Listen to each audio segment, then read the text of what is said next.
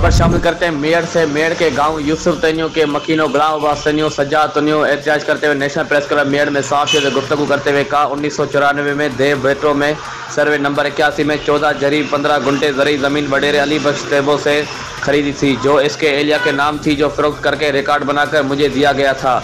अब मुख्तियारकार मेयर और तपेदार मजीद सुमरो बाज सरफराज से मिली भगत करके खाता कैंसिल किया है, जो एक नाइंसाफ़ी है। इस ज़मीन के मौजूद मुख्तलिफ कोर्टों में जामिन हूँ, ज़मीन गिरवी हुई है, फिर भी मुख्तियारकार मेयर तपेदार मेयर खाता कैंसिल किया है। इसने कहा शहबाज बिल्डिंग हैदराबाद में रेवेन्यू के हेड ऑफिस गए, वहाँ कंप्यूटर में जरी ज़मीन मेरे नाम है, जिसका कंप्यूटराइज रिकॉर्ड मेरे पास मौजूद है।